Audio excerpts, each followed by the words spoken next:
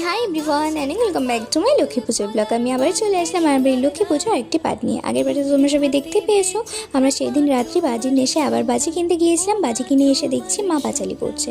আর তোমাদের আগের একটা ভিডিওতে বলেছিলাম, মনে আছে, বলেছিলাম যে মা লাস্টে লুচি, ছোলার চাল আর সুজি করে দেবে, তো সেটাই করে দিয়েছিল। তারপরে আবার ছাদে এসে বাজি ফাটাচ্ছিলাম। সেলগুলো খুব একটা ভালো হয়নি, এই বাড়ির ছাদে ওই বাড়ির ছাদে চলে যাচ্ছিলো, তাই ভয়তে আমি ছাদ থেকে নিচে চলে এসেছিলাম। প্রসাদ খেয়েছিলাম, তোমরা হয়তো এখানে একটা থালার প্রসাদ দেখতে পাচ্ছ, বাট লক্ষ্মী পুজোর কত প্রসাদ হয় তোমরা হয়তো জানোই। তো সব থালার প্রসাদ আর খাইনি, একটা থালার প্রসাদ খেয়ে আবার রাস্তায় চলে গিয়েছিলাম বাজি ফাটানোর জন্য। আর তোমরা হয়তো ভাবছো এখানটা একটা বাড়িতে আমরা কেন বাজি ছুঁড়ে মারছি।